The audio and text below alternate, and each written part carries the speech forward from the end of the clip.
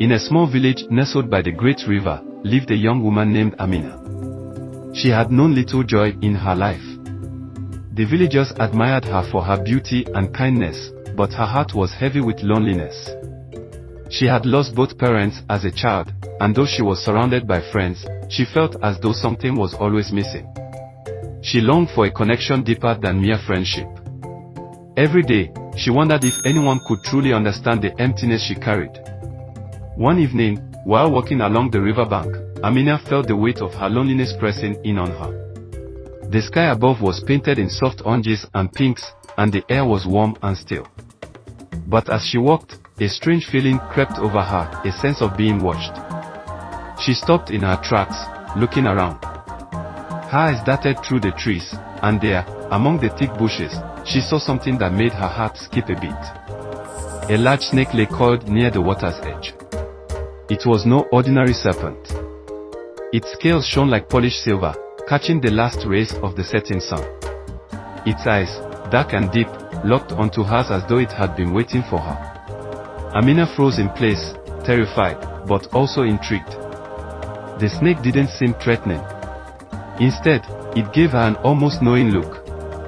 "You are lonely, Amina," the snake spoke, its voice soft and melodic. I have been watching you. Amina's heart pounded. She knew that animals did not speak, especially not snakes. But this one seemed different. There was something in its voice, something hypnotic and soothing. It was as if the snake knew all her secret longings, the silent ache she kept hidden from the world. You don't need to feel lonely anymore, the snake continued. I can give you everything you desire. You can be mine, and I will never leave you. Amina felt a chill run down her spine. She took a step back, but her feet wouldn't move. She was caught, entranced by the snake's gaze. "Who are you?" she asked, her voice barely a whisper. "I am not like other creatures," the snake answered. "I am a being from beyond the world of men. And I see in you something pure, something I have longed for. You do not need to be alone anymore." Amina's mind swirled with confusion. She had heard tales of magic, of spirits and beings that lived beyond the human world, but she had never believed them.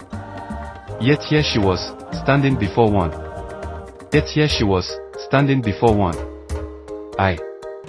I don't understand, she murmured, shaking her head. How can you help me? The snake's voice softened further.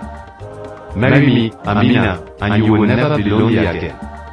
I will love you and protect you. You will have everything you need." Amina's heart ached with the weight of the choice. She was so tired of being alone. The idea of a life filled with love, free from the isolation she had known, was a powerful temptation. The snake was offering something she had longed for, something she had never dared dream of. "Marry me, Amina," the snake urged again, "and I will give you all the love you have ever sought." Amina hesitated.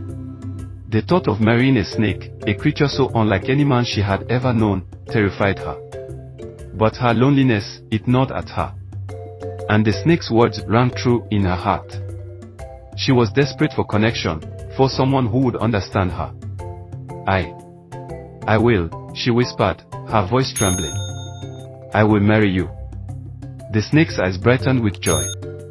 Without warning, it slithered closer to her, wrapping its long body around her legs. She flinched, but the snake's touch was gentle.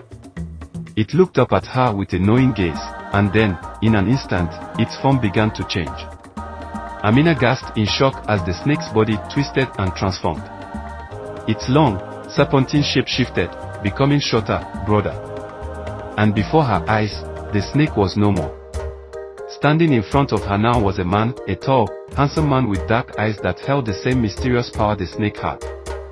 His skin glistened like gold in the setting sun, and his face was kind yet intense. "Do you see now, Amina?" the man said, his voice warm and comforting. "I am who I promised to be. You are no longer alone. I am yours, and you are mine." Amina's heart raced. She had heard of such things before, of magic and beings who could change form, but never had she believed it could happen to her. Still, in the man's eyes, she saw no deceit. His presence filled her with a sense of peace she had never known. Amina began, but she was too overwhelmed to speak. The man reached out and touched her hand, and at that moment, she knew her life had changed forever. Amina and her new husband lived in secret. To the villagers, she was simply the young woman they had always known. But at night, when the village slept, Amina would slip away to meet her husband, who had now returned to the form of a snake. He would coil around her as they slept together in the quiet darkness of their hidden home. Over time, Amina grew more and more in love with the snake man. He was kind, gentle, and thoughtful. He spoke of things no human could know, and though he never shared much about his past, he always made her feel safe. He fulfilled every promise he had made. She was never lonely, never without his love. But as the days passed, Amina began to feel the weight of their secret. No one could know about the magic between them, and the isolation of living in the shadows began to weigh on her. She wanted to share her happiness with the world, to tell her friends and family about the man she had married. But the snake man had warned her, if anyone knows, we will both be in danger. The world will not understand. They will call me a monster, and they will call you a fool. Amina loved him dearly, but her heart ached for the life she could not share with others. She missed the warmth of her village, the familiar faces, and the sense of belonging she once had. Why must we keep this secret? Amina asked one night, lying beside him. Why can't we tell them? I want to be proud of our love. I want to show them that you are good, that you are not evil. The snake man's eyes grew dark, and he stroked her hair gently. You do not understand, my love. People fear what they do not understand. They would never accept us. I cannot risk that. Amina looked away, troubled. She wanted to believe him, but her heart was torn. She loved him more than anything, but the world outside was calling to her. She missed the laughter of her friends, the gossip of the market, the comfort of the familiar. The loneliness she had once known seemed to be creeping back into her heart, only now it was different. It wasn't the same as before, it was loneliness mixed with a sense of guilt. Days turned into weeks, and the conflict inside Amina grew stronger. One afternoon, as she was walking through the village, she met some of the women she had once known. They greeted her warmly, but there was a sadness in their eyes. They missed her. They wanted her to join them, to laugh with them once again. Amina, where have you been? One of the women asked. We miss you. What, don't you come out anymore? Amina's heart ached at the words. She missed them too.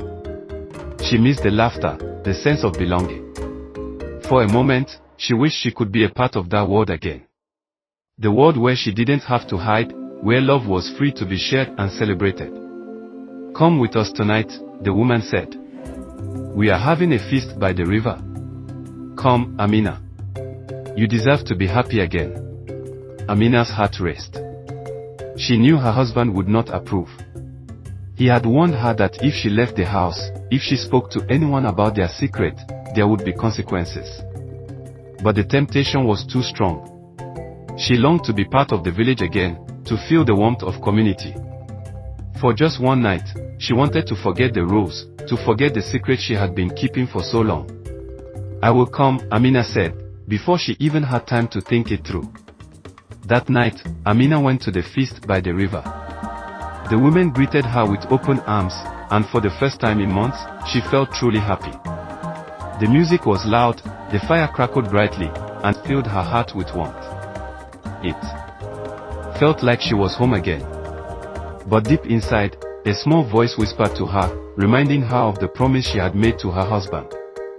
The snake man had been clear, never speak of him, never leave the house without him. She had broken that vow, and she knew the price would be steep. When the night ended, Amina returned to her home, her heart light but filled with guilt.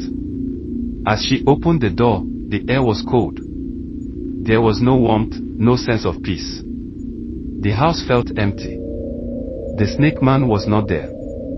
Amina, a voice whispered in her ear, low and filled with anger. You broke your vow. Amina froze. She turned, and there, standing in the doorway, was the snake man. But now, His eyes were filled with fury, his body coiled and ready to strike. You have betrayed me, he hissed, his voice now sharp and dangerous. You left me. You went to them. You spoke of me, of us. Terror gripped Amina's heart. Please. I didn't mean to. I just wanted to feel normal again. I was lonely. I wanted to be with them, just for one night. The snake man's expression softened for just a moment, but then he shook his head, disappointment clouding his eyes. You should have known better, Amina. You should have known the price of breaking our bond. With a swift motion, the snake man wrapped his powerful coils around Amina. She struggled, but he was too strong. His grip tightened around her chest, cutting off her breath. The air in the room grew thick, the walls seemed to close in around them. I loved you, Amina, the snake man whispered, his voice full of sorrow. But you betrayed me. You broke our sacred vow, and now I must make you understand the cost. Amina gasped for air, her vision blurred with tears. Please. I'm sorry. Please, don't.